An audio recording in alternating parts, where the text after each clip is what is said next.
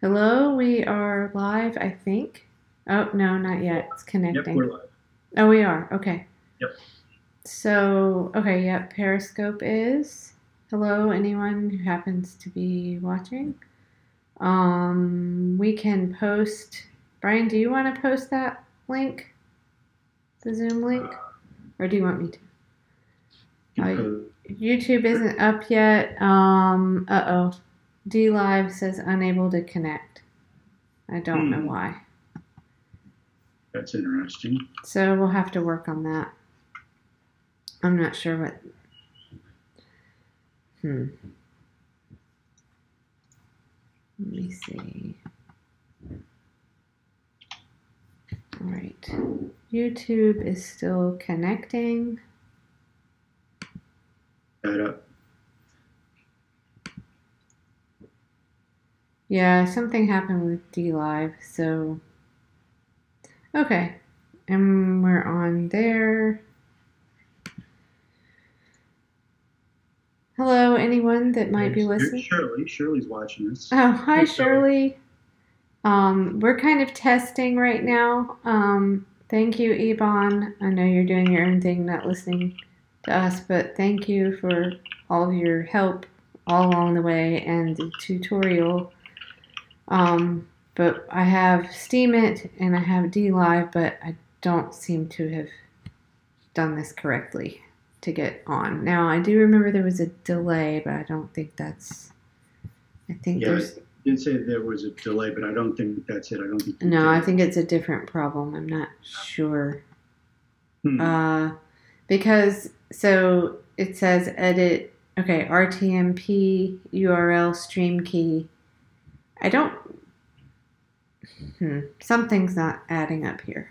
Well, I'll just try to do it again. So some of this, if anybody wants to jump on and talk about news of the day, have at it. I'm gonna kind of be monkeying with some settings here to see if I can figure out half of what Yvonne knows how to do. Oh, he's live too. So Yeah, he's live too. I just got a Steemit account today, so I'm actually still kind of trying to learn the ropes on that also. And I interviewed a candidate today, so it's been a little busy. Yep. Um, let's see here. Um,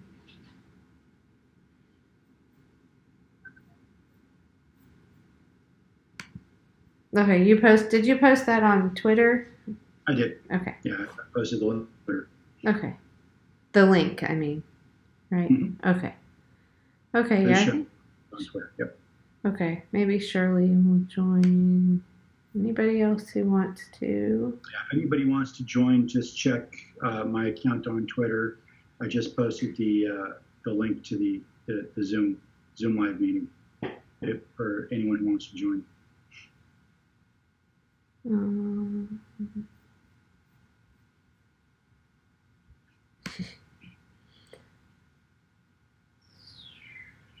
okay. Yep. I Who see was it. the interview with? It was Bob Shanlin in Long Island, on Long Island, the fourth district. Yeah, Shan. he was really great. He's running against someone named Kathleen Harris. I have that right. That Uh, sounds right. Nassau County. Yeah, I'm sorry, Kathleen Rice. Who's Kathleen Harris? That's somebody different. Kathleen Rice, Okay. and she had was a Republican and then ran as a Democrat. And basically, she's just totally, in the pocket of special interests and all that. I think he has a good shot. It's just, again, it's all about getting the word out, getting people to the polls, and Yeah. he has Facebook. I asked him if he had Twitter, and I mean, I guess really he's trying to reach younger people, millennials. And I said, well, it's probably Instagram more than anything, but maybe Twitter. We've So, got a garden in the chat too. oh, hi, Garden. What's up? Um, okay. Oh, yeah. Speaking of, let me check this.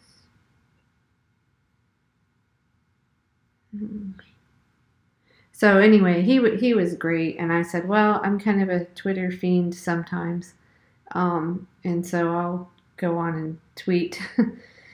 I don't know about your campaign, and it's got a couple colleges. It's where Hofstra is, and Nassau County Community College. But Hillary won there, but only it was like, I think it was like 59 to something. It wasn't huge. So, Right. I mean, I don't know. He says it was best to run as a Democrat, that he had been an independent, but switched to running as a Dem because he figured that was, or he did originally so he could vote for Bernie. And then I guess he decided running as a Dem was the best way to go.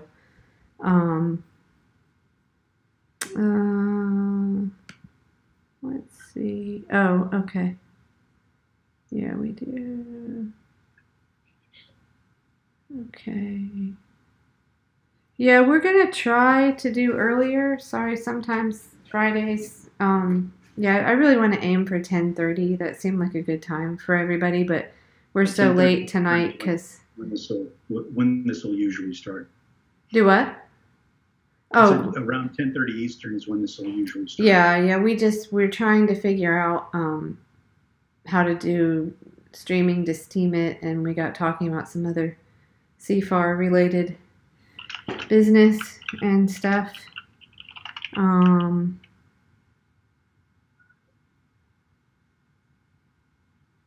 But no, it's really, I have to say, as kind of frustrating in some ways, all of my, I don't know, activism, whatever it is, has been.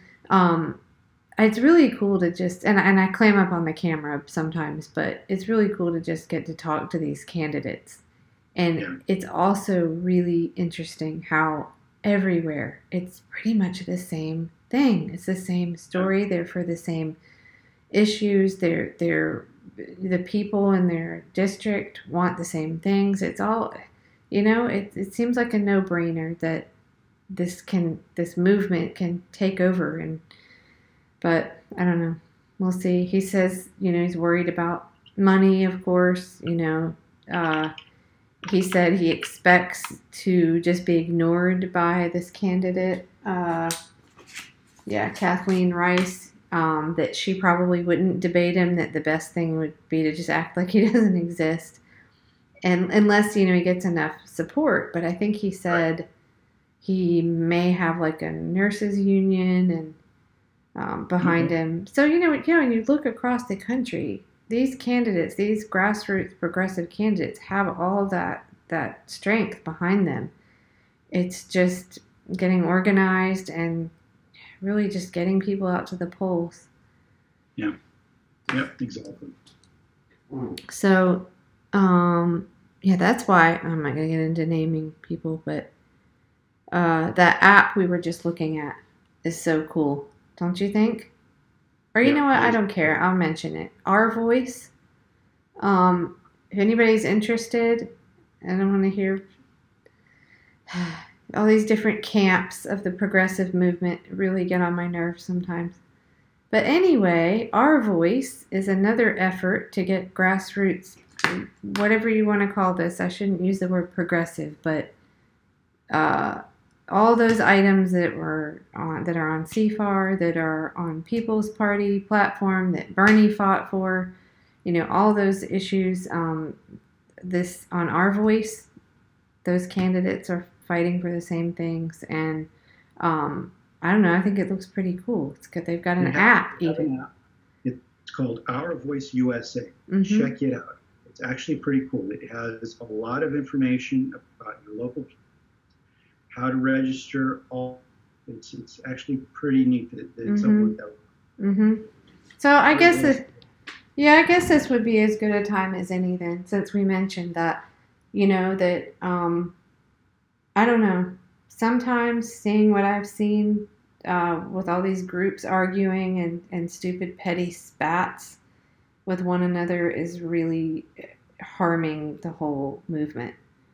And I don't understand it. I mean, if someone is really that bad, if they've committed a murder or I don't know. I mean, if you've got a difference with someone, can you just avoid them and find something else to do? It doesn't mean that they're not working towards the same goals. So why like shoot it down and demonize anybody that has anything to do with that person? It's ridiculous. Yeah. Like I said, it's the ego that's really going to derail this if we're not careful. Yeah. With everything else that we've got to, the biggest issue, unfortunately, is just the personal egos of certain individuals that are really starting to get in the way and make things difficult for all of us. Hi, Garden. Oh, is that snow? Hey, it's snow. Hey, Jim. I'm not going to be too pretty good.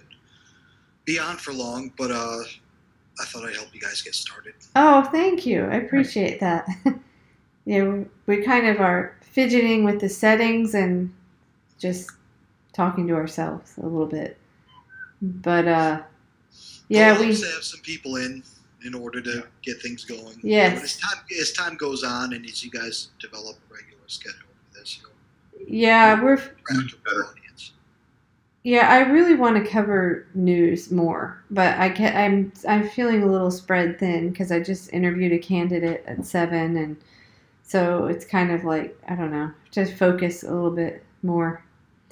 But we were just discussing. Did you hear what we were talking about? The just egos in the movement. About herding cats. Yeah. Yeah, it's kind of nuts sometimes. It's bad enough under normal conditions, but in this crazy environment we're in now, like it's even worse. Yeah, it's just amplified. I don't know. Everybody needs to just put their big boy pants on, I guess. It's the best way to put it. I mean, people are going to have personal differences, but if you're for the same goals, I don't see why we can't work together. Anyway. Well, we also saw something similar happen with the Black Lives Matter movement. I mean, when you look at Black Lives Matter, it wasn't a centralized organization. It had cells like everywhere. Right? And you had people, with various ideologies, and some of them, were just outright competing for power. Uh-huh. Right. So, and we saw some of these examples touted in right-wing media. You could take one of these cells that was behaving badly for one reason or another. Maybe they were greedy, maybe they just had a different ideology or whatever. And then they would use them to paint the whole movement. Right? Mm-hmm. Right. Yeah. So, again, we're going to see something like that probably when the media really starts paying attention to all these smaller progressive groups that are out there. Mm-hmm. They will be addressed at some point. Yeah. And they'll probably be denigrated and mocked. But they will be addressed at some point. There's too many of them for them to go completely unaddressed. I guess what I don't know. My perspective, like in joining with CFAR, is the whole reason I like the idea is that it's populist. It's supposed to be like, okay, we can't all agree on everything, but these are these things that over 50% of us, or sometimes more, agree on these things. So can we just get this shit done and like leave the rest of it, And it's just, it almost seems like you can't even do that. Like, can you provide a specific example? Just people having like, if you have a certain issue that you want pushed forward more than another. I mean, CFAR is supposed, it's like I've explained it a bunch, but, each item has to have more than 50% of support from Americans. So, anyway, no, I don't want to get into specifics right now if you mean what the recent thing is. I've seen a lot, put it that way. People have their own agendas, and mainly I see a lot of little spats and arguments that break out that really seem to drag things down, and they're incredibly distracting too. So, but yeah, I'd rather not mention any specific. I definitely am not going to mention names. I feel bad for even, hi Shirley, if you're listening or want to come on. I feel bad. I was just talking about Shirley the other night. It's something we talked about, and I really don't want to talk about people if they're not here. So, but you can probably guess what I'm referencing. Maybe I don't know. Well, I don't follow the policies or the infighting of these groups too closely. Yeah. So I probably wouldn't know. Okay. So, well, but probably a topic like that, if you'd want to cover it, is probably best done in a pre-recorded clip. Yeah. Well, the thing is, that way, if you want to avoid offending people, or if you think that tensions are so high that it will burn bridges if you drop a feather, then you have to consider also that if that's what the environment is like, how much success can such an initiative have if everyone's like just so uptight they can't talk about what's going on without fires being started. It's a similar, I will say, having seen some on the independent media side and then also in the political activism side, is that it's kind of the same thing. Like if you're someone, and I don't want to sound like, oh, I'm this great, like, big peacekeeper or anything. I'm just trying to do something that's populist, basically, that most people can agree on, right? So you're trying to sort of, like, I don't know, pull people together from one group and another, like, okay, we can agree on this. And all you hear is, like, oh, wait, you can't align with that one because this group over here can't stand this person. And it's the same thing in independent media. We all know this. There are all these splits in independent media, and if you like this person, you're not supposed to like this. I don't know. So it's that. It's a whole bunch of that all the time. So I just don't. It is frustrating, and the best thing to do is, I guess, ignore it. But it's hard sometimes when it gets in the way of doing work. So, oh God, no, I wanted to mention a name. I can't. We had someone who used to come on Ebon's channel, a writer that basically said the same thing. Yeah, that this in the activist movement, especially on the left, I guess, that this is just, it's always gone on. No, I got news for you. I've got family members who are kind of more conservative. They have the same problems. Oh, okay. Trust me, they have the same problems. Okay. Well, it's a human condition. We egos get ahead of us, and next thing we know, we're working against our own best interests because we can't get past our little squabbles. It's a problem, no matter what your political leaning might be. But you know what? It does seem, I don't want to argue with, we'll debate it. It seems to me like the right can get on point, on message, and like when you just take the Republican primary, there were a whole bunch of people that didn't want Trump. Okay, and I know there were some that were pretty vocal about it, even some, pretty public people, and the whole never Trump thing. But ultimately, okay, they didn't rig their primary. And ultimately they got behind him. So I guess what I'm saying is that sometimes it seems, and I don't know, maybe it's because you have so many academics on the left that everybody kind of has their subject or something, maybe. I don't know. Well, one of the big differences, of course, is the evangelical voting bloc and the Christian voting bloc. Good point. And also the difference, like, we don't have anything like that on the left. No, we don't. We don't have an equivalent. Mm-hmm. And the other thing is, some of these wedge issues. Yeah. All right? Like, we can't... The left, don't get me wrong, the left has plenty of wedge issues. That's why we're split up. Mm-hmm. But abortion is, a very big deal to a lot of people. Mm-hmm. And, it's really affected, like, the political landscape of our nation in these third tier and third wave ways. I mean, like, the effects reverberate through into things that have nothing to do with abortion. And it's been that way for 40 years now. Right. There are some people who will just not vote for anybody who supports abortion. There's huge sections of the country like that. Mm-hmm. Yeah, And that's tied into the evangelicals, but in a sense, it should be treated as a separate issue, simply because of the impact that it has. Yeah, sometimes it's hard to not look and go, wow, okay, I think Bernie was our chance, and it was so close. And we know it was closer than, well, he should have been the nominee. But sometimes it's hard not to look at that and go, that was it. Like, how do we get back there again? Because, I don't know, I just see so much infighting, and I don't know.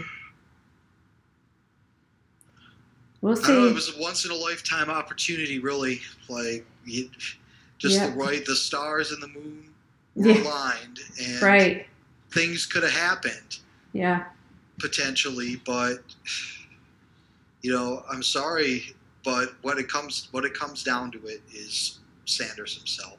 Mm-hmm. Yeah. Yeah, we're starting to realize that now quite well, unfortunately. Right. Yeah, I don't know. I haven't looked recently, but I know his, popularity numbers have dropped or had. I think probably, I'm guessing, jumping on the Russiagate bit probably didn't help. No. And Big mistake. Yeah, and just the general people feeling like he's sheep herding. I guess some people are okay with that. They're so anti-Trump that they're okay with that, but a lot of us aren't. So, yeah. So, we tried. I don't know if you heard this, Garden. I got a Steam It account today. You have to apply or whatever for it, but we haven't quite figured out how to use DLive yet. So we're going to be doing that also, because of all the censorship that's gone on YouTube. I don't usually watch a whole lot of Kyle Kalinske. I'm sure everybody has their different opinions, but I did see one of his videos. Basically, what was he talking about? Oh, the kid that was at the Parkland shooting, the real serious young guy, and they pulled that because they said it wasn't a real news article or a real news video. It was actually basically people talking about that he had to have been an actor because he had been on another news show. So they pulled it, but in pulling it, I forget how it was worded. Maybe Ebon covered this. He may have. I saw something about it, but that they basically gave up what their algorithm was, and that they did give preference. They were admitting that they gave preference to the news, a real news video. Anybody want to elaborate on that? But anyway, Kyle made the point, well, why not just leave it up? Because most of the reaction to it was, oh, look at that, it's crap. People can look at it and see, no, this kid, just because he was on on the news recently doesn't make him an actor. So, anyway. Yeah, I'm done debating whether this is a false flag. Oh, okay. I haven't been debating it, so. Well, I got into it with Debbie and a couple other people. Oh, okay. Debbie's being completely unreasonable again, and some of these other people, they just don't seem to get that the basic premise of this is absurd. Sure, you're getting all your information through media and through conflicting sources, and we're dealing with a bunch of kids, and we're dealing with a department and a school system and parents that want to avoid liability.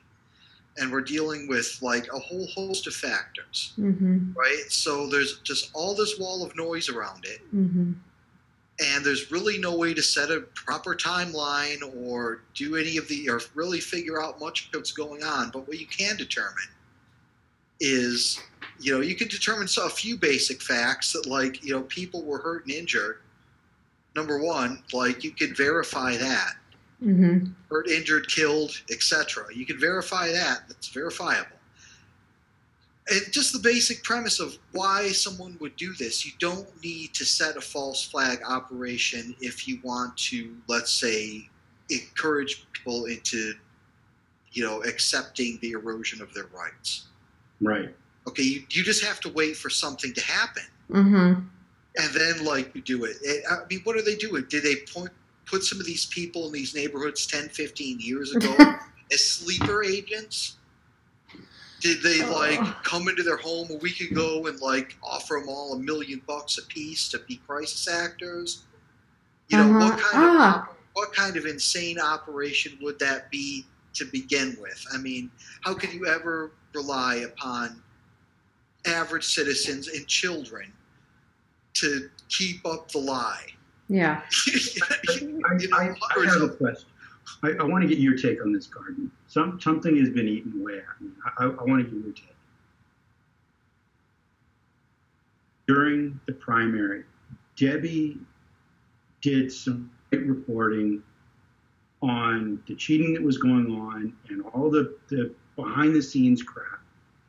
Here's my question. Is it at all possible that perhaps Debbie has been co-opted? I highly doubt that. Co-opted. Okay. You don't bother with people like that. If their narrative is starting to gain traction and you need to discredit them. What's Debbie's going through? I've seen this in other internet personalities. I have. I wanted to get your take. I wanted to see what you thought of that. Yeah, I don't think that Debbie is on some kind of payroll to spread some bullshit or is has some kind of ulterior motive for spreading these things. I mean, what made you think that? Do you have any I'm willing to entertain the idea. I don't have anything concrete. It was just something that I just considered and wanted to see if anybody thought that might even be possible. Yeah. So here's the conspiracy theory, and I'm not naming any names. It doesn't matter who.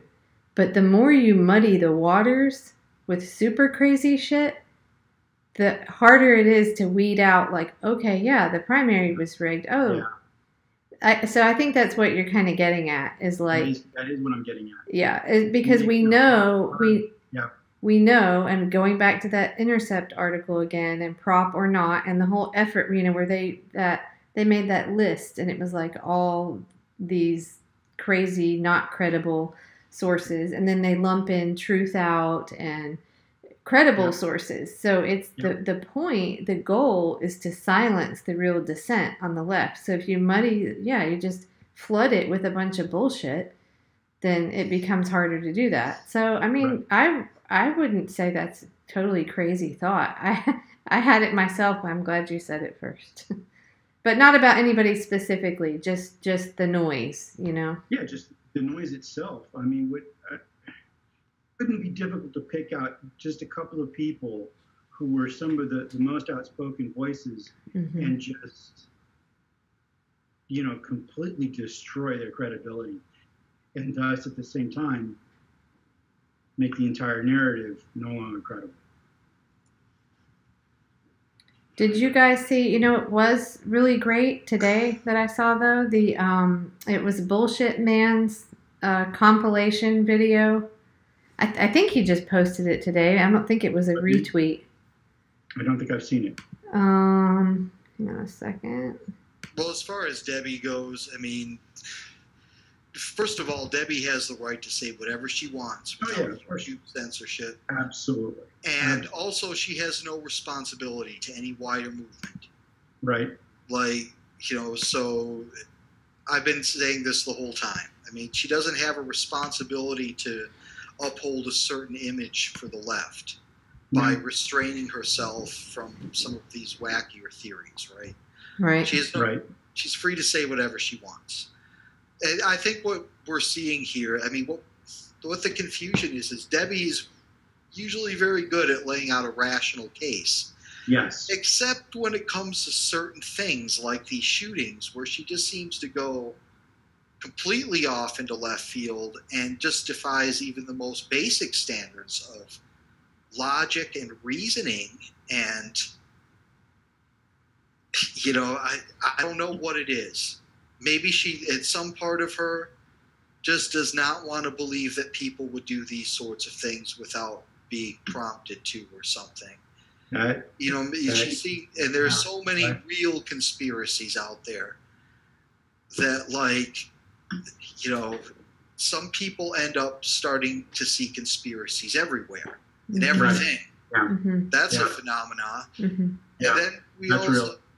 yeah, I mean, we've seen it many times before. Oh, yeah. Well, and right now it's. And then also, like, a lot of people still haven't learned to cope with the way information is distributed yet. Like, it's not like in the old days. I mean, you're just getting slammed with so much information. Like you were saying, Brian, I mean, the strategy is the wall of noise. That is the strategy. Oh, yeah. Yeah, absolutely. Yeah, there's no question there. And it drives some people into irrationality. I'm telling you, they're not good at coping with it. And they're not good at coping with public attention either. No, I mean, I want to just, I'll mention one. It was about a body, I guess, or an injured person in a wheelbarrow. And it was kind of tipped over, and you can just see the person's legs, really, because whoever was, like, kind of pushing the wheelbarrow was, like, in front. And so there's, like, a shadow. It's dark, and there's, like, funny light. You know, there's shadows from all over. There's a shadow of the truck. I think it was a video from inside someone's truck, and out the window over to, and it was like, there's not a rest of the body. Huh? I mean, I think it was pretty clear that it was just, there was a shadow there, but it's just things like that I really, it bothers me a lot, and that this stuff is flourishing, and I mean, look, it's our mainstream media's fault, I guess. We don't have any reliable place we can turn, so. Or a lot of people don't. I don't know. The real culprit, if we're going to put a fine point on it, is really our educational system. Really let us down. We used to have classes specifically in critical thinking. I can't remember last time I heard of a high school level class on critical thinking. Well, no wonder people are jumping to crazy conclusions. We're not teaching how to, do these things anymore. Yeah. Well, it's just, the way you teach critical thinking are things like through rhetoric classes and through debate clubs and debate initiatives of various sorts within the school. Right. I mean, those kinds of initiatives keep students engaged. Right. Yes. So we've abandoned all of that. We have our literature courses are, I mean, it's all based around standardized testing. Right. It's not based around, trying to teach these kids a wider appreciation of the humanities and what they can provide for you. I mean, you can learn a lot from reading a bunch of old novels. You can learn a lot about human nature. You can learn a lot about critical analysis from reading great authors. But I think, Americans' attention spans now, because of all this stuff coming at you nonstop, it's the 30-second video or whatever, to actually sit and just analyze a bullshit Washington Post article. I mean, I did have some journalist training, so, I would, and I knew, and also coming from the side of, I was a Bernie supporter, and then watching all of the media, print and TV, but, print, and recognizing the bias instantly, because I'm seeing them completely, in the bag for one candidate, not mine. And so it was easy. That made it easier to pick it out. But, you could read, it was like, just the way that they use language, that if you were trained in that, or educated enough, and basic critical thinking skills, you could see that the sentence was crafted to lead the reader to believe one thing without actually saying it. So it's like, I think it was when, was it the initial, not Department of Homeland, maybe it was the initial thing where Hillary tried to claim it was 17 intelligence agencies Right. that said it was Russia. But if you actually, I'll pull it up in a minute because I want to read the exact wording. But it was like this, what they found was consistent with blah, blah, blah, all the stuff that, right. You read that does not mean it did. It is, or it's like saying, this house was robbed and the next town over, these houses were, and so the pattern of whatever, it was consistent with. That doesn't mean it's the same person, but people just read it and didn't, and you're like, how do you, and so many articles I read were exactly that same thing. It was like, you read it closely enough, it is not saying, it's leading you to come to one conclusion, but it never says it. I don't know. I guess it's because our so-called journalism is just now political speak. PR is all it is. So, and so many people don't recognize it. I don't know, but even recent NBC has been called out by the head of the Department of Homeland Security a number of times for completely misleading the public on what she has said about the election. They continually characterize it as a hack and continually reiterate that there was no evidence whatsoever of any hacking. None. So it's this is what we're dealing with. Yeah, well, it's like Hillary, in an interview, she just says Russian WikiLeaks. That's not a noun. I mean, that she just put that together so that people would make that associate. It was already there. People already sort of, even though there's no evidence of that. It may, I don't know. Could have been, but it's like the argument I have with my dad. I'm like, okay, let's flesh this thing out. So what you want me to believe is that Russia hacked Hillary's server, or the DNC server, whatever, and to get us about how they cheated Bernie. I mean, that's the logic that you're trying to get me to go along with.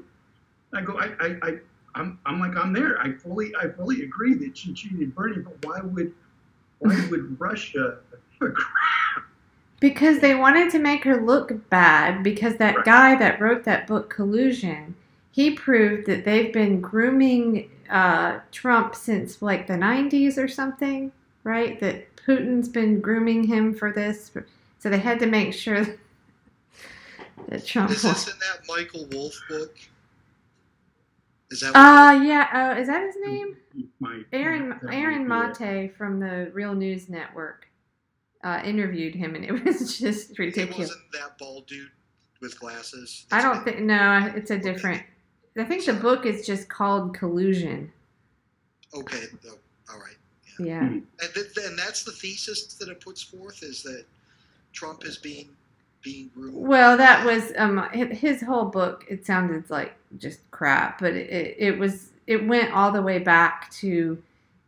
It talked about all these different characters in Russia, and that about Trump's trips over there for business reasons or whatever in the 90s, and it just kind of, it's like, again, making the reader, I guess, think that was going on. It was all a plan from way back. I don't know. Well, a lot of this just preys upon the average citizen's ignorance regarding how international business is done. Mm-hmm.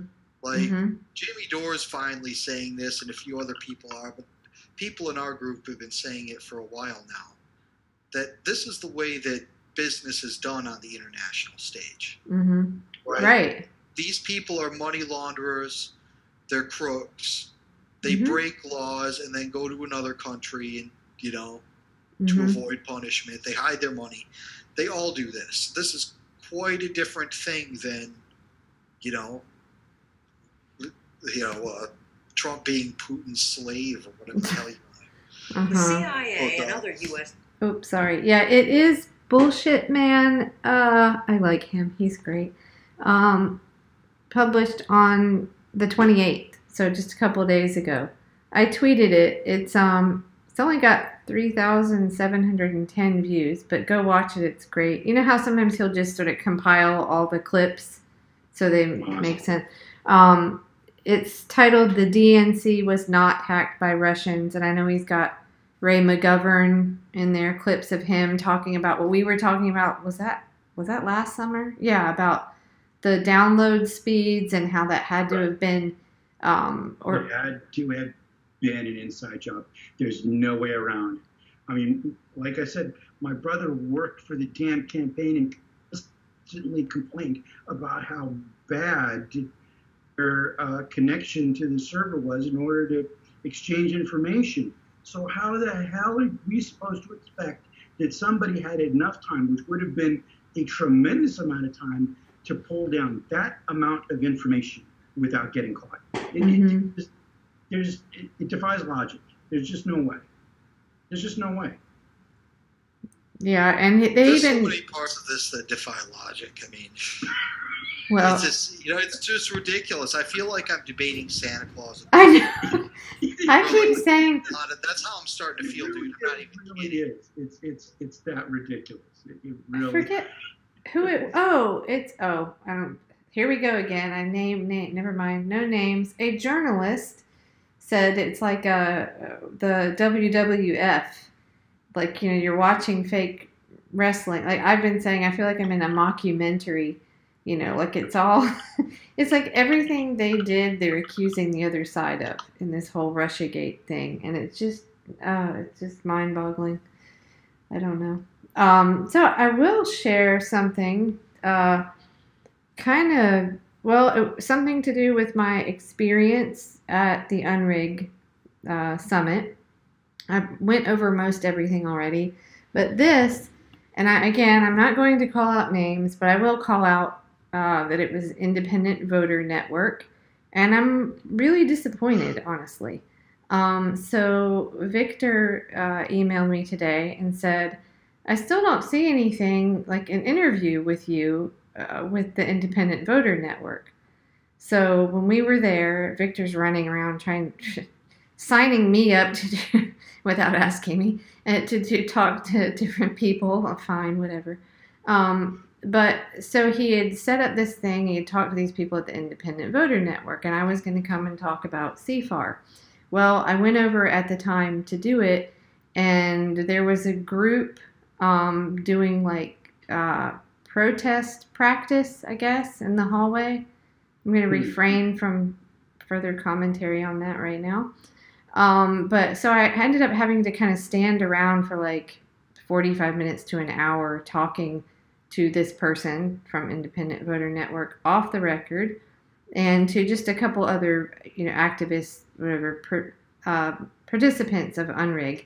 And I really kind of just laid it out there. I was like, I stood through that From Russia with Facebook thing. The only person that said anything about, fake news and stuff was the libertarian on the stage. This is just mind-blowing to me that I'm here and we're talking about unrigging the system, but nobody's talking about, that I heard, is talking, and it certainly wasn't on any of the lineup, panels to talk about how the DNC rigged the primary. So I was pretty kind of vocal about that. And this person was, not looking at me like I was crazy, and was pretty much like, in agreement about like reasons people voted for Trump, populist reasons, and kind of, we talked about the obnoxiousness of a lot of the Hillary supporters just expecting Bernie supporters to fall in line, blah, blah, blah. So anyway, comes time to do my actual interview, and I sit down, and all of a sudden there's a conversation that I don't hear. And I don't want to read anything into it that's not. I'm just telling you what happened. So there's a conversation I can't really hear, and all of a sudden I'm sidelined. Now, to be fair, Nick Brano was next in line, and I think they wanted to interview him. That's fine. I'm not, I get it. I'm small potatoes compared.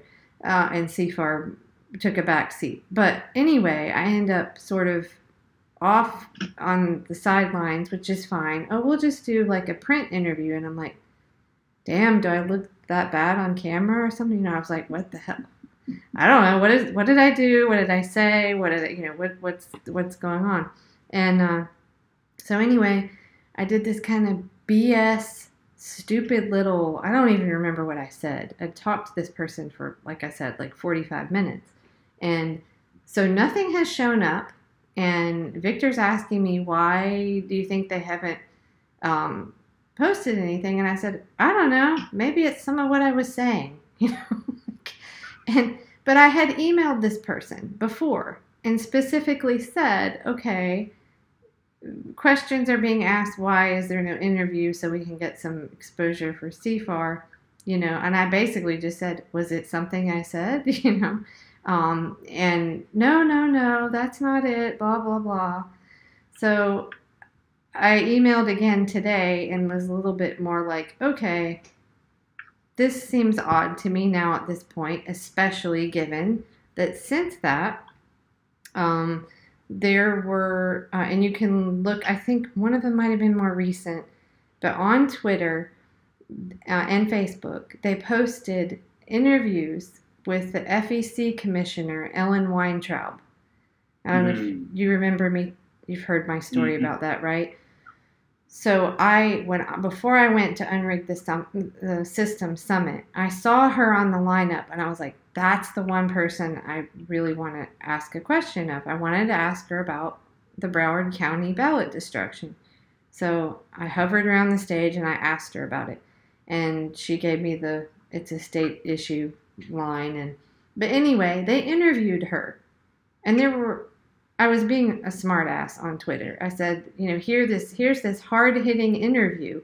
It was not at all. I fucking softballed her. And yeah, and I'm like, I could have told you that was coming. But I'm like, okay, I'm sorry. You're the fucking Independent Voter Network, okay? This is not cool. And you should have asked her some tougher questions. And furthermore, now it's really tricky, so I want to be clear I put this accurately. In the video, Ellen Weintraub says something to the effect of, well, we know there were, I think she says hacking attempts. I should go back and play it again. But the thing about the 21 states, the Department of Homeland Security, the thing that was just debunked like 2 weeks ago, right? That Department of Homeland Security statement that says no hacking happened, that they found some evidence of possible, like, scanning, they called it, or something, but... It's because DHS did the hacking. That's my opinion on what happened. It was DHS that did the hacking. Wouldn't surprise me. But, so the several states complained about it.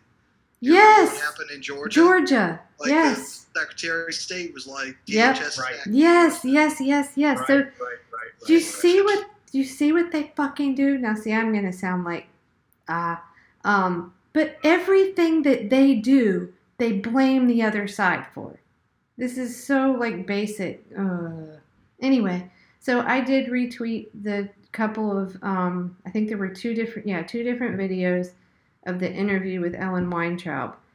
And, you know, her focus mainly, I guess, I don't get it. To me, FEC commissioners should pay attention to all election fraud, but I don't know. I guess her focus is on ads. So that's all they were talking about the whole time, was on the panel, and in this interview was about Twitter bots and the effect of ads and all this stuff.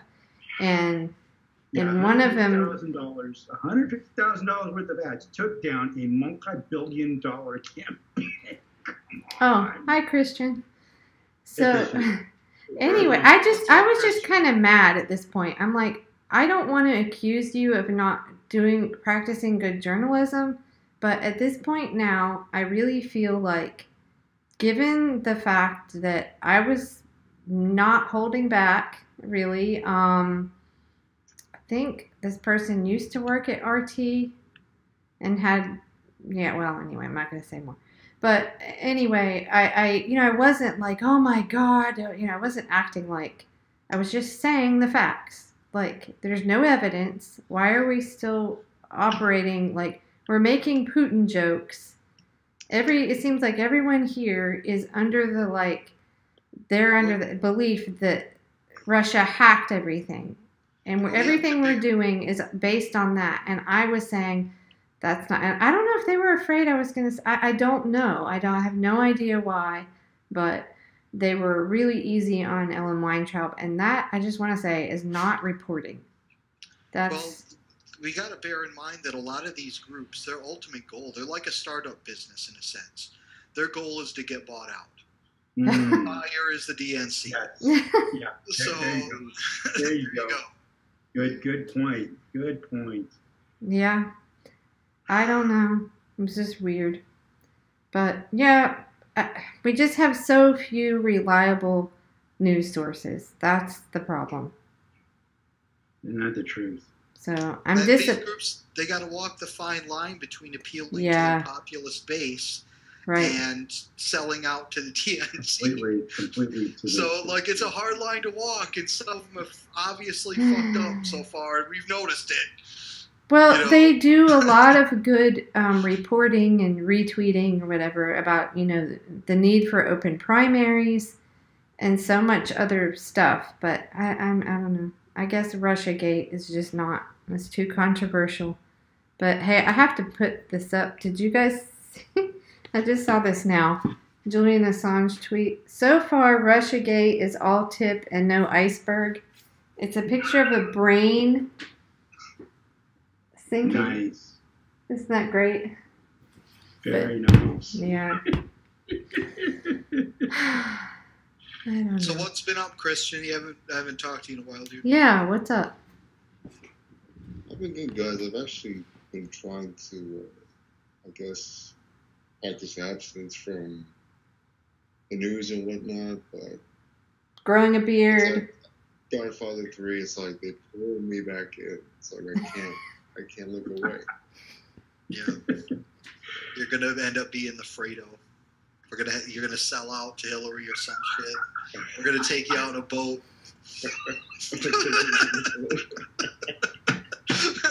Let you go fishing. We take you fishing.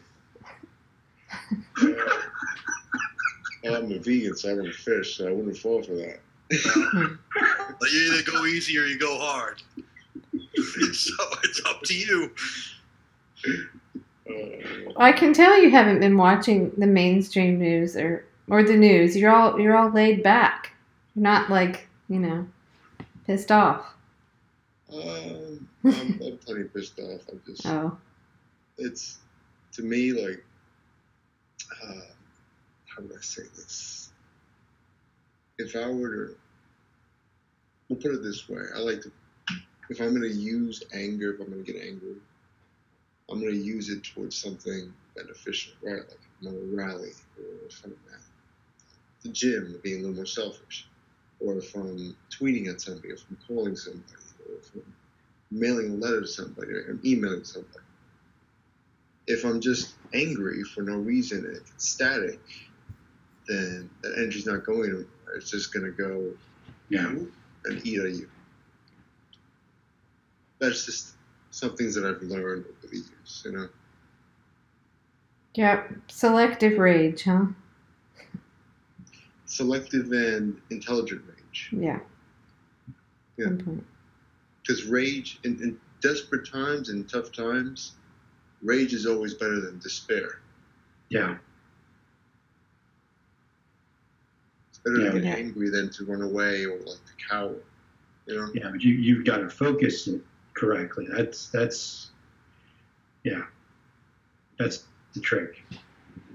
Just can't let the disharmony get into your core. Right. And if you feel it starting to get into your core, then you have to start changing things. Like maybe take a break from media, for example, or, any number of things.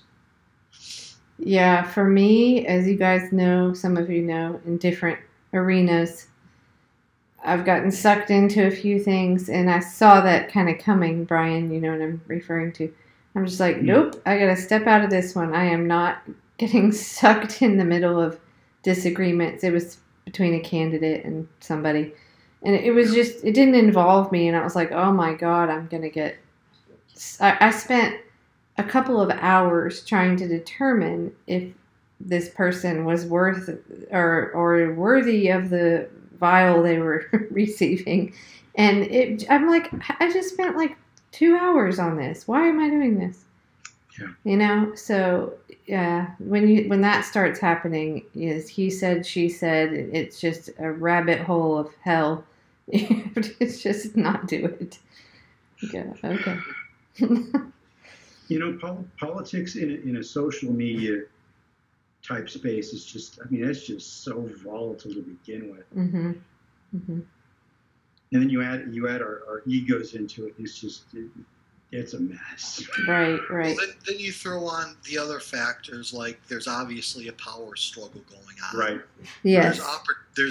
I'll liken it to a piranha tank rather than a shark tank because these people don't have a whole lot of power. Right. So it's like a piranha tank, Mm-hmm. and you know, I guess you would just see what fish floats to the top and which ones keep swimming. Yeah. You know, and in this environment, the ones that keep swimming are usually the ones we don't want to follow. You know, they're the worst of the lot of piranhas. Worst of the bunch rises to the top. Yeah. Yeah. Well, we were saying, I think it was before we went live, right, Brian? Mhm. Just how, you know, this is, well, I guess it's a joke to say this, but we're supposed to be better than that. Like, don't we realize that little Neera Tanden and little Robbie Mook and all those people started out like this? Mhm. And this is how little Rachel Maddow, when she was on Air America, all these independent media people, all these political activists, they all have the potential to do the same shit. Yep. So if you don't have integrity when you're down at the bottom, you know, I don't know. I just don't. I think it's a pretty sure sign. It's not going to get better as you like amass like more power or whatever. Yeah. It's going to get worse. Yeah. Who was it that said that quote? I think Lincoln was it. If you want to test a man's character, give him power. Mm. Mm-hmm. May have been Lincoln. That sounds like it would have been Lincoln. Yeah. Yeah. Absolutely right. So, Matter of well, go ahead, Kelly. oh no, I was just, we had dead air. I was gonna, Brian was talking about Trump. Wait, did he fire Sessions or is talking about firing Sessions? Just Talking about it. Okay. So I had Now, pulled up. What Trump did do, which is interesting, is he is throwing a huge monkey wrench into NAFTA. Because he, where's that article? He is going after China in particular for their imports of steel and aluminum, it looks like, which is huge. That's going to be huge. Well, China has been flooding the steel market Yes, with they have. cheap steel for about a decade, right? Yes, they have. And it's ruining the world steel market. That's been their strategy, is to ruin the world steel market, and then hopefully when it inevitably reorders itself, they will have more of an advantage than they did when they started. Right. That's the reason why they're doing this, essentially. Right. All right. So it's another one of these tactics where I went into this whole thing today about this. Basically, we got to start, I guess, with the nature of the debt between China and the U.S. Mm-hmm. Okay. Now we know that I don't know how many X billion dollars in debt to China. It's just, I'll be right back. and most people see this as the opposite of what it actually is. They see this as, you know, China as having the upper hand on this, which is incorrect. Totally debt, incorrect. It's exactly the opposite, of course. Yeah, totally correct. Yeah. Yep, like the debt allows us to put a leash on China. They are dependent on the U.S. market. They are correct. dependent on our innovation in a lot of ways, amongst other things. So rather than challenging us on, you know, on the market per se, on the world market as far as these goods are, and doing it in a way that adheres to international trade standards and law, to be frank, because China is always breaking these. What they do is they engage in these guerrilla tactics, like they'll flood the steel market. Another one that was brought up surprisingly during Jamal's interview with Lee Camp was the agricultural market. They're trying to capture certain sectors of the U.S. market rather than, going all out and trying to compete with us GDP versus GDP or something, Gotcha. Right. And another sector they're doing this in is the blue chip market, the blue chip property market. Like they're buying up a whole lot of blue chip properties. They're buying up a lot of land. Yeah. They're fucking up the real estate market for the U.S. Yep. And other foreign investors are doing the same thing. Yeah. So they'll engage in these guerrilla warfare tactics, right? Now Trump, with his tariffs and his seemingly seesawing policy on TPP, which I'm sure you guys are aware that, like, Trump's be reconsidering TPP. Oh, he is. No, I have to admit I haven't paid attention to that. Last I knew, he was on the right side of that. No? He's reconsidering it. He seems to be renegotiating, rethinking it a bit. And again, this isn't him. I should never really say it's Trump. It's the people around him and his handlers. It's his handlers. Yeah. He could be convinced of anything, I'm sure. Yeah, it's his handlers. He doesn't give a fuck to be. Now the interesting thing about this is I've read several articles now about the tariffs that Trump is placing on steel and aluminum coming from China.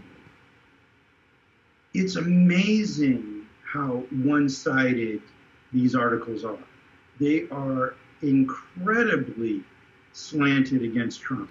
And they talk about how bad this is going to be for the markets and all this other crap. But you know what they all leave out? They all leave out exactly what this will actually do for people who work in those industries here in the U.S. It might actually end up saving, or if not even creating jobs in those markets. They're not talking about that. Well, this is the thing, okay? Like, Trump, again, with the TPP, Trump seems to be looking at these international trade deals again. Right. And at the same time, he's, like, pushing some of these tariff initiatives. Now, I'm kind of a protectionist myself, but in this case, my opinion's irrelevant. Right. So these two things seem to contradict each other in a sense, right? They do, very much so. Okay, Yeah. now, like, he can put a tariff in place tomorrow and repeal it the next day. Right. Someone else can repeal it as time goes on. Yeah. You can't do that with an agreement like the TPP. No, you cannot. You can't. That's part of it. Is that you can't back out of it once it's basically been signed on by all of it's a done deal. There's no going back on it. And what? So I mean, is Trump trading us glass beads for our gold by giving us these tariffs? Could very well for be the political capital to push forward TPP initiatives, as he's probably told to do. What's the other one? It's like TIFPA or TT. tip. Yeah, okay, that one. That was the one. Somebody has to fill in because I'm only remembering the basics here. That was where, like, yeah, it couldn't be fought. Like, if I can't remember, it was like if a corporation had come in. What now? So a country could. It has more to do with the financial markets. You know, and I'll have to look it up. I remember something about, like, that corporation coming into that country would have, like, their never mind. I'll find it. That's in both of them. What it basically says is that if the U.S., for instance, has a EPA law that prevents a corporation from, say, distributing a certain kind of chemical because it's, harmful to the environment, the company can sue the U.S. for the inability to make a profit in our market. And it will be decided upon by an independent court, and getting screwed. Okay, I think this is the TTIP. Yeah, it's undermining our sovereignty.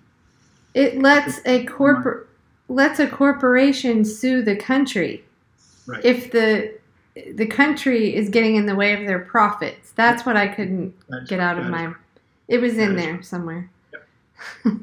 Yep, that's it. And Okay. the thing is, what's interesting, and I don't know. I've talked to my brother about this. My brother, who is a lawyer, actually agrees that all it would take is a very savvy lawyer to introduce against the president for treason. Because if the president signed off on it, he is essentially signing away U.S. sovereignty, which means he would be guilty of treason. Wow. Wow. Huh. Good luck with that. It wouldn't. I'm not saying it would be easy, but I'm saying that it would be something that would have to be haggled in the courts, and it would be very, very destructive to whoever signed off on it. It would not. So if Russiagate actually falls apart, we can expect this next to yeah. Okay. Well, another thing I don't like about fucking Trump, and I don't like this about the GOP in general, is that they stain what I feel is the good name of protectionist policies. Like, I'm not crazy into protectionism, but I believe that the current global market is solely fucked up, and we should begin to pull away from it. So, like, the GOP, like, protectionist policies should actually be an argument that the left makes in a lot of economic protectionist policies, because only in such an environment can you have things like decent unions. Only when you have like a true national economy where workers don't have to compete with someone in Saipan, can you have strong unions. So protectionist policies should be championed by the left, in my opinion, at least to some degree. To an extent, I'd have to agree with you. I would have to agree with you on that. And the thing is, the way that the GOP manipulates the argument is that they will support protectionism as long as, and here's the caveat, as long as it's the corporate rather than the worker who makes out. There's the problem. So they have no problem with being protectionist as long as it's their garden. Who, oh, that's nice. You see that garden? Yeah, that's the that's the county down there, down by Ohio. I've actually been down there a couple days. In Britain, that's the town I was in. That's I think in that county. Do what? Britain, Michigan. That's the first match in that county. Oh, I wasn't even paying attention. Well, like you were saying, Brian, it's practically socialism for the rich. Yeah, that is what Republicans tend to favor, and more Democrats tend to favor is socialism for the rich and individualism for the rest of us. I love the candidate I interviewed tonight said thing I don't know, I've been saying it for years, but I'm sure a lot of people think it. But it was about Walmart and just about how we are basically subsidizing Walmart, when they don't pay their workers enough, and then they have to go get, welfare and Medicaid and everything. It's not just Walmart. Right, of course. But it's corporate welfare, but who's really paying for it? Yep. Anyway, it's cool to talk to. No matter what happens with all of this stuff, it has been great to talk to these candidates. They're just very real, and you hear the same thing really from all of them. So, speaking of Walmart, and to tie it back into the previous topics, I mean, Walmart is like a siphon from every little town in America directly to China. Mm-hmm. Yes, it is. It's siphoning the economies of little towns and sending them to China. Yes. Now, this kind of ties into some other issues about the way that we handle international policy and trade. Like, it's in a way similar to the, I forget what the name of the provision is at the moment, but it's the provision that allows foreign workers from the Caribbean to come to the U.S. to work for a certain amount of time every year. All right, so what we did in, I think, the early 90s was we cut foreign aid to the Caribbean. And instead, in order to keep their economies going, what we allowed them to do is bring more workers into the U.S. under these work visas. Mm-hmm. All right, so we're seeing kind of a similar structure here when we're talking about the way that we control China's economy. Right. We're letting them take dollars from the U.S. population directly. We're either Right. letting them take jobs or we're letting them usurp the economy of towns through the use of Walmart and other things. Right. Instead of using, international policy funds of various sorts to do it, we're putting the burden of our international foreign policy directly on the backs of American citizens. Yeah. Oh, I'm trying to find some, thinking about Walmart and people and all their stuff. There was this great photography book put out, I can't remember, maybe 5 or so years ago. And the guy went around the world actually, but had people like pull all the contents of their house out like onto their driveway and took pictures. Do you remember this? I vaguely do remember something like that being done. Yeah, okay. Sorry, my train of thought was Walmart and all this the shit we buy. It was a bunch of junk. Yeah. Yeah, I was just thinking about Walmart, all the shit we buy, and then we have to have like a storage unit to put all the shit in. But anyway, it was around the country, and then he went around the world, and it's really kind of shocking. You see what people have, but I'll see if I can find it. Anyway, yeah, we just have a bunch of crap we don't need anyway. Right? Made in China. Anyway, sorry, I didn't mean to derail what you were saying. We've got that. Like, there's just siphons. And a lot of these interests that you were talking about that experience the socialized side of our economy, they're not even U.S. citizens or U.S.-based companies. We have foreign companies coming in and being treated to socialism while the citizens themselves are subjected to, like, advanced, fucked up capitalism. So that was a big question at the From Russia with Facebook thing at Unrig was, well, how are we going to, what are the rules going to be of what percentage of a company has to be American for them to advertise here? Like the example was Anheuser-Busch. Wasn't that bought by a German company or something? Bought by a German company, yeah. Yeah, so the discussion was like, well, what do we call American? What's foreign interference? And it's like, wow, I don't know where you... Yeah, like you said, Garden, it's people not understanding the kind of global economy and the things that Trump might be tied up in. It's just the way it is, But anyway. So those same people that wouldn't dare talk about Uranium One, right? Yeah. Yeah, it's just a question of, as far as the tariffs go, they will have a negative impact in the short term on our economy. I mean, even the best tariffs would do that, much less probably like this temporary shell game that Trump is playing now with tariffs, because I think that's what's going on. Most likely, yeah. But even the best tariffs are going to have negative short-term impacts. So what they'll do is, we'll see a rise in messaging about the dangers of protectionism, and they'll tie protectionism even closer to Trump in people's minds. So, the next candidate, 2020, won't even fucking consider protectionism as a viable option. So it's like Trump's presidency has set us back years in that regard. Not that Hillary's wouldn't have, because she just fucking signed off. Yeah, she would have signed off on the Trans-Pacific Partnership without even thinking about it. She had no qualms with it. Yep.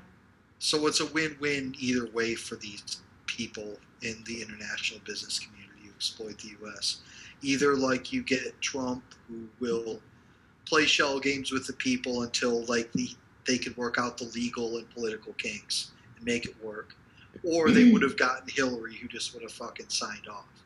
So again, we're in a situation where, you know, significant portion of the population is unrepresented in the conversation. And this is where I think the argument or the discussion needs to get into, okay, we understand what the problem is.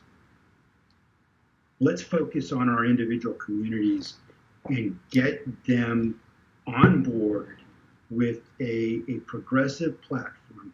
And if each of our communities start tying and working together, it won't make any goddamn difference what the federal government decides to do, because we'll already be organized against them. Yeah. The problem is too many people are just struggling, you know. Yeah. Everybody is. It's going to be a fight. We've got a hell of a fight on our hands. Well, I think a lot of people just don't have the time. They're too busy, you know, working 60 hours a week or whatever to get involved and do those things they might do. Yeah. Yeah. Like Lucas, I just always want to applaud Lucas, what he tried to do with the garden at his community college. I guess it didn't work because of something contaminated, I think it was, right? They told him stuff wouldn't grow, but just, you know, him taking that initiative. Yeah. I mean, a lot of people just don't have the time to do that. So, but you're right. Yep. Overworked and underpaid. Yeah. Right. Yep. Hey, Chris, I can never tell if you've got your hand up or if you're just fucking smoking your beer. He's just. I'm sorry. I don't look at the screen too often, so sometimes I see your hand up. I'm wondering if you want to say something or. Wait, where exactly is that picture, Garden? Or have you actually? I can't remember if you've revealed exactly where in northern Michigan you are. That's like right on the tip of the northern Lower Peninsula. Oh, okay. Are you on the west coast though? You're over by like right at the tip. Oh, okay. Okay. I don't live in a town. I live like kind of like between towns. Oh, okay. Long winters. Out in the woods. I live by a snowmobile trail and a river. Oh, I think I sent you a picture of me actually driving a snowmobile. Didn't that shit? Yeah, when you were a little girl. I was like 14. Yeah, my Canadian cousins, those assholes, they would always be like, girls can't drive the snowmobile. And I'm like, yeah, I drive the snowmobile all the time in northern Michigan. So, yeah, it was really cool. I love doing that. Snowmobile, man, but they're such a pain in the ass. Really, they are. They break down a lot. Like, you have to know something about snowmobile maintenance. Oh. And I could probably change oil on a snowmobile, and that's about it. Well, my so, you know, I don't think I'm going to be buying one soon. My cousins that I presume still live way out over there in their 30s now, I guess, maybe 40. They live way out in the boonies north of Toronto. I mean, way out there. I don't think they've ever gone anywhere. But their dad has a like snowmobile repair shop, and so what they do, they have all trails, and they like rent. I don't know. I guess rent use of the trails and some cabins or something. But anyway. That's awesome. Like, I was thinking every once in a while, right around this time of the year, I don't think I'm going to be able to do it this year. Do you know where the Porcupine Mountains is? Sounds right. It's on the southern shore of Lake Superior. It's way up there. Oh, okay. And it's an old growth forest, and it's got all kinds of canyons and waterfalls running through it. And you can get these cabins, like these rustic cabins with no electricity, nothing. Cool. And they're like way out in the hills, way out in the canyons. And it's cool going up there at this time of the year because the rivers are just going absolutely crazy. And another cool fact is there's so much iron in the soil that the rivers turn kind of a blood red. And then the shoreline of Lake Superior for about 100 yards out turns like blood red. I know. It's cool to see. I know I've been up. There's so many places that I went when I was little that they're kind of like blurry memories. I don't know exactly where. My grandparents knew someone that lived on Lake Superior, but I couldn't tell you where. I think on the southern, I don't know. Anyway. So the only places I really vividly remember are like around Petoskey. Yeah, Petoskey, Harbor Springs. I remember that. Actually, oh my God. Roche. Huh? Do you know the legend of Crooked Tree? Yes, yes. And do you know that do you know about Bayview? Yeah, about the religious. Did you you probably didn't happen to catch my tweet about that, did you? I didn't. It was so weird. Just late one night, I think it was in The Guardian, and it was about Bayview, Michigan. And I was like, oh my God, I know that place. But it was an article about how it's a religious community, and I guess all of the homes, which a lot of them are like summer cottages, I guess, still. But that I guess you have to be Christian to buy there. That's what they were claiming. Be a member of the particular faith. It's some offshoot of like Calvinism. That's all I really remember about it. So I saw it and I went, I know that place. So my Canadian grandparents, who, we're not wealthy people, but they owned a cottage with another couple in Bayview. And so call it like a timeshare, I guess, but it was another two couples. And they kind of would trade off. So I vividly remember this cottage. I spent a lot of time there in Bayview. So it was so weird to see that on The Guardian. But the thing was, like, my Canadian grandparents were most definitely not religious people. I mean, I think they were like non-practicing Episcopalians or something. But I mean, I know that. So it was weird to read this article and like read this like it's this, enclave of like, Christian whatever. I don't know. That's not what I know of it. So I don't know. Maybe something's changed with it in recent years. Maybe it's become stricter it's still the same. Like I think it was. I don't know how. It's been like that for 100+ years. Yeah, I know the history of it, but maybe they were really slack about the rules about it. I mean, I have no idea. It's beautiful though, isn't it? Like all those old cottages and like they've really kept it up. Yeah, I just have memories of bringing frogs to the bathtub. I was little, I don't know. But so because it wasn't far from the water, there, but yes, and my grandmother would let me bring frogs in the bathtub. But I guarantee you they were not religious people. So anyway, I mean, I know that history of that I guess neighborhood or whatever has been there a long time, but they must have bought it in the 60s and then would have sold it by the late 70s, I guess. So maybe the rules just weren't that strict or something back then. But the article was saying like the husband like couldn't like leave the house to his wife or something because she was Jewish or something like that. Weird. But you had to be. Do you see this bridge? That's yes. That's right down the road from Bayview. Oh, is it? Okay. Cool. Huh. I remember a lot of the downtown and just the water. And we were there a couple of years ago, but we just kind of passed through. We went to Mackinac Island and tried to bike around all the horse poop on. I used to spend my summers on the island when I was a kid. You did? I even spent a semester up there on the island. Oh. One spring. Is because it? we came up early, so like I spent the spring at this school. It's crazy if you guys don't know. Mackinac Island is a island that doesn't allow cars. It's all horses and buggies. Oh wow! And bikes and snowmobiles. Like no cars allowed on it. Mm-hmm. And they do it up all old timey. Like and it's a state park too, so there's huge sections of it that are just empty. What's and, the it's big got all kinds of old mansions on it, and it's got a British fort from the mid 1800s on it. That's pretty cool. I thought it would be fun if you could get there. No, I know you can, but to go at like Christmas time. It'd be. I've been up there during Christmas. Like used to stay up at Stonecliff every couple of years during Christmas. We would go up there. But what's the big? Is that the Grand Hotel? Yeah, the Grand Hotel, the big white one. Yes. So isn't that like a place Mitt Romney hangs out? I'd imagine.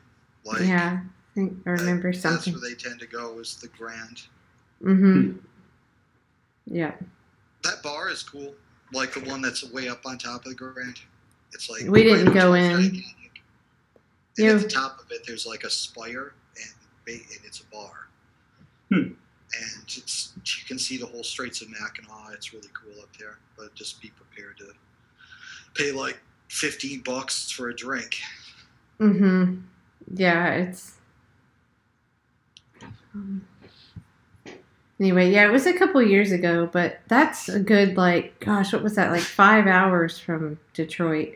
Of course, my grandparents aren't there anymore, so it's just my uncle, and they're still in and around Detroit, and then when he retires, I guess they'll be full-time near Traverse City, so I'm sure this is really exciting for the non-Michiganders listening to this. Oh. Talk about the weather in northern Michigan. Anyway, it's very cool. It is kind of like going back in time, though, because there's so much of it up there that's really unspoiled, though, which is cool. If you're into that. The best beach in Michigan is right by Traverse City. It's on Pyramid Point. Mm-hmm. And it's an amazing beach. I have to say, for anybody that hasn't been there, though, like, you always see the stickers, the unsalted, no sharks. It's great because, like, especially if you go in like August and it's like, maybe 85 at most, it's low 80s, and the water's gorgeous, and yeah, no salt, no sharks. It's great. That's the brine, like, it's not like swimming in the ocean. Right. It's much better. Mm-hmm. And actually, I prefer to go in as early in the year as humanly possible because the water is so clean. Mm-hmm. Yeah, I kind of, being up there again recently, I kind of think of it the way, like when I moved to Asheville in 1996, it was kind of like, I don't know how, but it was still hidden. Like it just wasn't overrun. The prices weren't crazy. It wasn't overcrowded. Now, my God, Asheville is just, it's still a cool town, but the secret got out. So, like, so many people move there, and the prices are so high. Real estate, everything. The wages are really low, and just has a lot of homelessness, and, it kind of ruined it. Hate to say. Well, if you haven't visited the Great Lakes, do it while you can. Yeah. Because once the Enbridge pipeline busts, it's going to be all over for a long time. Like the Enbridge pipe, if you guys are familiar with the layout of Michigan, it's a northern and southern peninsula. And between the two are the Straits of Mackinac. There's the map. See there the you Mackinac go. Bridge. Yep, there's the map. Okay, it's and, right up at the tip there. Like you see, like that's the Mackinac Bridge connects the two. Right next to the Mackinac Bridge is underneath the water is the Enbridge pipeline. And this thing is in really shitty condition. It's just kind of floating in some parts. It's not anchored to the lake bed properly. It's really bad. And it got so bad that even Vice came up here and did a report on it. Wow. And, they're not really, they're doing some exploratory stuff, but there's no real big project to repair it. Speaking of Vice, do you mind if I, sorry, go ahead, finish what you're saying. No, I just wondered, so recently, I really, really like the journalist Max Blumenthal, and I believe he's moving over to the Real News Network, if he hasn't already, but he covers a lot of stuff going on in Syria, but he also has been really, like, debunking the whole Russiagate stuff from the get-go. Anyway, there was a tweet, a couple of tweets, and a podcast he did maybe a month or so ago talking about Vice and about how Vice basically uses this hipster, cool, a lot of the stories that they cover sort of draw in readers and viewers, but that really, when you look at their coverage, the on stuff on Syria and all that, it's really pushing, the U.S. as, how do I put it? Just pushing the neoliberal, pro-war agenda, basically, and that it really, I don't know. I'll retweet it. It was a really good. I listened to the whole podcast. I'm sorry, I'm not really good at summarizing it right now. It's late, but yeah, it just was saying how really, and Mint Press wrote about it too, that it's not as it seems, and that what's his name, Shane Smith, has made a lot of money off of Vice, and I think they had can't think of his name right now. Like, it's getting late. I'm losing my train of thought too much. What's his name? Anyway, look it up. But look up the podcast with Max Blumenthal. But I don't know. Has anyone else had that sort of opinion on Vice or experience reading any of their stuff when they're covering stuff in the Middle East, especially, that it's just very much, it has an agenda for sure. So I'll just leave it at that. Garden, maybe if you know. Yeah, I anyone. think Vice has been shot for a while. They've been getting special access and favors for a while now. It's if you watch them for long enough, you could watch the shift in the way that they reported things. Mm-hmm. It's not really, I'm glad more people are catching on to the fact It that just, it's not an alternative news source. yeah, it just really bothered me because you see it like, I don't know, it's just more trying to suck people into a belief system that, I don't know. I still like their cultural inner. Oh, yeah. Yeah, I love that guy. What's his name? Morton, I think. Eddie. I like Eddie. He's hilarious. Eddie Wong. Mm-hmm. And the guy, I might not be still on, but it was a show called Balls Deep. It was a little skinny guy. I think his name, Morton, maybe is his last name. Oh, okay. Here it is. Sorry. Moderate Rebels is the podcast by Max Blumenthal and Ben Norton. Everybody knows Ben Norton, maybe from RT and stuff. But yeah, they really go into that about Vice. Well, when you got to deal with HBO, it's all. Yeah. Well, that is a good point. Do what? Oh, HBO. Yeah. Well, I mean, you got to deal with HBO. It's a pretty clear indicator about what's up. Isn't Bill Maher? All that shit started happening. Yeah, Bill Maher's on HBO. What does that tell you? Well, no, Bill Maher, I think, is one of the producers for Vice News, isn't he? Yeah, that's another tip off. Yeah. So I mean, sorry, I'm really bad at like summarizing things tonight. I don't know what's up with me. My memory. A long day, like I said. But yeah, I think I mean, if you guys want to, I'm happy to leave this up if everybody wants to talk, but I'm like fading. I'm not making sentences. Yeah. So maybe we should think about whether we think we're going to try to do this like twice a week. I don't know. Maybe, do you think Saturdays would be better, or are you awake later? Or Fridays or Saturdays. It doesn't matter. Okay. Whatever works. Christian, have you been doing your own thing? Or no? Yeah, you haven't said much, dude. What's up? He's spying for the fucking DNC again. We'll collect all the talking points and feed them into the DNC master computer, and it will figure out a strategy for him. That's why he has the disguise and everything. Right.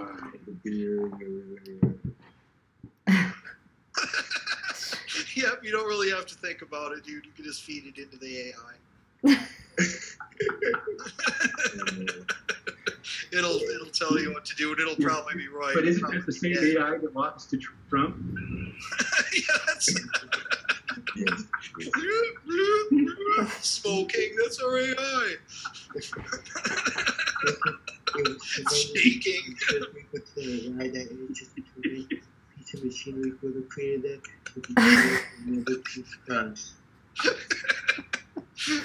That's great. All right, you guys, have a good night. I'm going to bed. All right. Good Good night. to hear from you all. Okay. We'll do it again soon. Good night. Again soon. We'll figure out D Live, right, Brian? Yeah. Okay. And a little bit earlier. Sorry, I'm just like I'm so sleepy now. Okay. We'll try to start at 10:30, whatever nights we do. So probably Tuesday, Friday. Tuesday, Friday, Tuesday, Saturday, whatever works. Yeah, but 10:30 instead of midnight. Yep. Okay. All right. Good night. Good night, everyone.